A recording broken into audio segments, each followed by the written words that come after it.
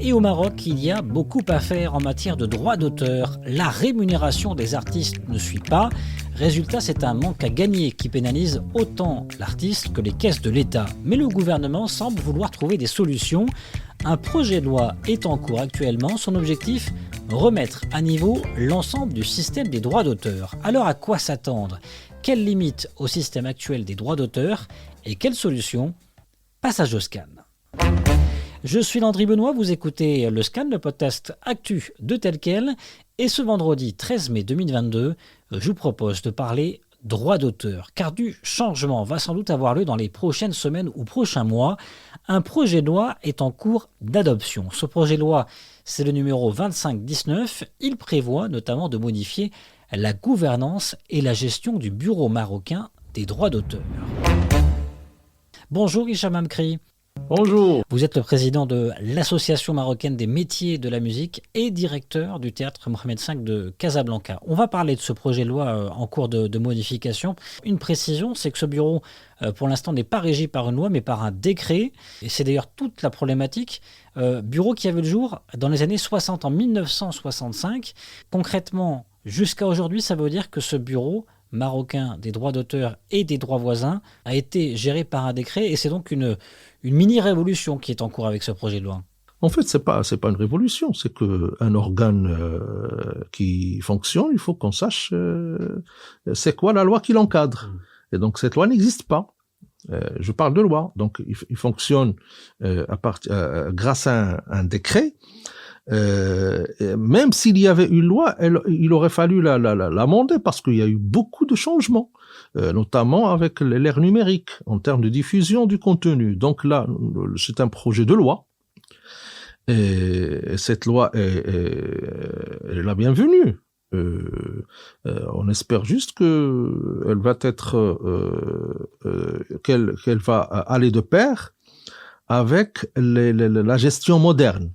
La gestion moderne. Il n'est pas nécessaire, même si on a perdu un peu de temps, c'est peut-être l'occasion d'avoir quand même une loi qui puisse être très moderne et qui est de pair, comme j'ai dit, avec les nouveautés en termes d'exploitation de l'œuvre artistique et intellectuelle. C'est-à-dire, par exemple, en termes de suivi du big data au niveau de la diffusion en streaming. Il ne s'agit pas juste de mettre qu'on va faire des choses sur le streaming, il faut quand même avoir les outils pour pouvoir contrôler. Par exemple, vous prenez un artiste marocain, très diffusé au niveau des plateformes de streaming, qui sont à l'étranger. Quel outil vous avez pour pouvoir les contrôler d'ici? Vous voyez, ça c'est très technique. Par ailleurs, je dis aller de pair avec la gestion moderne, c'est que pour que l'auditeur sache, c'est un schéma très simple. On dit que les droits d'auteur, c'est de l'argent privé. Pourquoi? Parce qu'il y a d'une part un producteur de musique, de théâtre, il va produire un produit. Ce produit-là va être utilisé, exploité, consommé par un client. C'est un client. Le spectateur est un client. Ou bien l'auditeur est un client. Et donc, entre le producteur et le consommateur, c'est un échange commercial. C'est une offre, il y a une demande. Qui devient malheureusement souvent de plus en plus gratuit. Pour les consommateurs. Pour le consommateur, mais sa gratuité, elle est juste feinte. Parce que soit vous donnez de l'argent, soit vous donnez votre vie privée, vos data, vos données personnelles. C'est-à-dire que c'est en fait quelque chose, vous avez toujours quelque chose à vendre.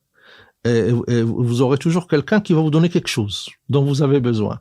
Soit il vous paye directement, en achetant les CD, en achetant les DVD, soit vous êtes payé par le diffuseur, la radio, la télévision, par ce qu'on appelle la licence légale, et que à ce moment-là, vous rétribuez l'artiste, et en fait, le diffuseur va se rétribuer, lui, au niveau de la publicité, grâce à l'audimat.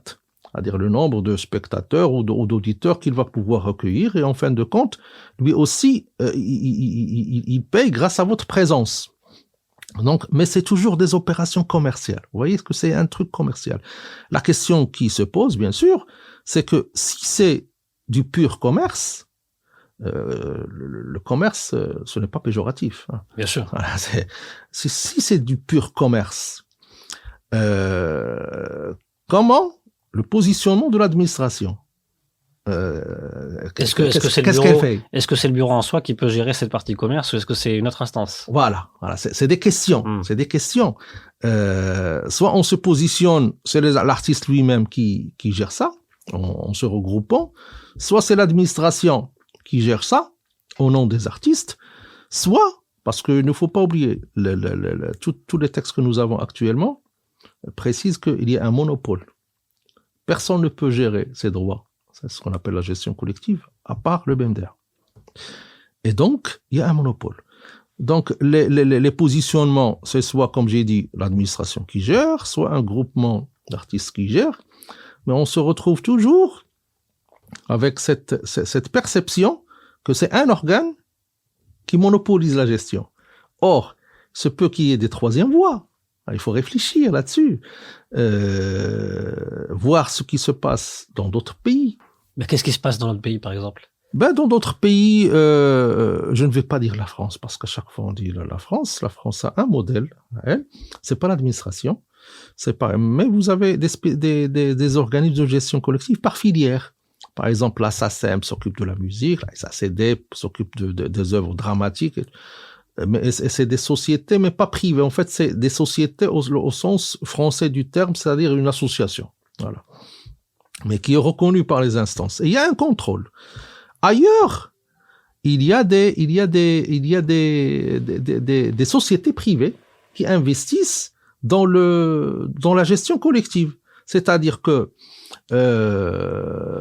vous avez par exemple aux Pays-Bas des sociétés qui investissent de l'argent et qui gèrent, mais vraiment au-delà de la filière, c'est des spécialisations à l'intérieur de la filière. Vous avez des organismes qui gèrent l'art visuel. Vous avez des organismes qui gèrent la musique populaire. Vous voyez, à chaque fois, ils ont beaucoup d'adhérents et ils boostent le produit aussi et ils offrent d'autres services. Et donc ça, c'est des formidables outils parce que quelque part, c'est des outils peut-être davantage démocratiques, mais surtout plus territoriales et plus efficients en termes d'efficacité et d'ouverture au dialogue. Exactement, ce sont des outils qui d'abord sont conformes à la logique de l'économie de marché. Certaines libéralisations, c'est de l'économie de marché. Si, par exemple, cet organe-là ne vous plaît pas, vous pouvez aller ailleurs. Vous n'êtes pas obligé, emprisonné dans une logique d'un seul interlocuteur. Ça permet de créer une concurrence. Je rappelle aussi que nous avons une instance constitutionnelle qui est le Conseil de la concurrence. Donc, ça permet de créer une concurrence interne et donc de développer au mieux une offre de gestion. Donc pour vous, il faut aller dans ce sens-là. Est-ce que pour l'instant, ce projet de loi, il va dans ce sens-là ou pas? Ou est-ce que des discussions pourraient aller dans ce sens-là justement au Parlement? J'ai un devoir de réserve, donc je ne pourrais pas vous répondre sur cette question-là, parce que la réflexion est en cours. Elle est autant en cours au niveau du Parlement qu'au niveau des acteurs locaux avec les diverses approches. Donc, nous attendrons bien sûr à ce qu'il y ait une discussion plus approfondie, mais surtout une discussion technique et qui puisse vraiment nous permettre de choisir la meilleure option en prenant en compte autant les intérêts des ayants droit que, ne l'oublions pas aussi, les intérêts du public. Parce que lui aussi, le public aussi est un élément important dans cette équation-là. Et aussi l'intérêt du pays, parce que c'est lui qui compte pour que nous ayons un outil qui puisse nous permettre de faire évoluer. Il faut choisir une option qui ne soit pas verrouillée, qui ne soit pas gelée. Parce qu'on a beaucoup de créativité, et malheureusement, c'est de la créativité des fois qui se perd parce qu'il n'y a pas de dépôt déjà. Il n'y a pas de dépôt, mais il y a une créativité. Il faut on ait un outil de gestion, un organe de gestion qui soit agile. Le terme agile. Qui soit ouvert à tous. Le plus possible. Oui, bien sûr qu'il soit. Mais l'agilité en termes de management moderne, c'est le fait pour une entreprise de s'adapter aux aléas et aux nouveautés. Dès qu'il y a une nouveauté, parce qu'il y a beaucoup de risques, il faut pouvoir s'adapter rapidement. et ne pas attendre à ce qu'il y ait un amendement ou bien ne pas être piégé par des textes de loi qui ne sont pas adaptés à l'évolution très très rapide des technologies, mais aussi des genres de créativité. Tiens, que faire par rapport à ce qui se passe au niveau de la blockchain? Voilà, il n'y a aucun texte. Comment s'adapter? Et on parle aujourd'hui même des NFT sur Internet. C'est ça, c'est les NFT. Des sortes de certifications Oui, c'est les non-fungible tokens, c'est-à-dire que les jetons non fungibles et qui permettent à des artistes d'utiliser un autre circuit pour la diffusion de leurs œuvres. Mais ça atteint des sommets en termes d'argent. Ouais. C'est faramineux. Et là, vous avez des textes, je ne parle même pas localement, mais même à l'international, des textes qui sont archaïques, qui n'arrivent pas à suivre. Et donc, si les textes n'arrivent pas à suivre, l'artiste, soit il va s'adapter au texte, donc il va soit régresser, soit stagner, ou bien vous avez un artiste qui va aller de l'avant, et bien sûr qui va perdre ses droits, parce que sa créativité n'est pas adaptée, ou plutôt les textes ne sont pas adaptés à sa créativité. D'où l'intérêt d'avoir des organes agiles en normes internationales de gestion. Merci beaucoup, Hicham Akrib. Merci à vous de l'invitation. Le Scan, le podcast d'actualité, c'est fini pour aujourd'hui. Réalisation Adam Al-Arshawi. N'hésitez pas à vous abonner sur le site telquel.ma et à nous retrouver chaque jour du lundi au vendredi sur toutes les applications de plateformes de podcast et de streaming.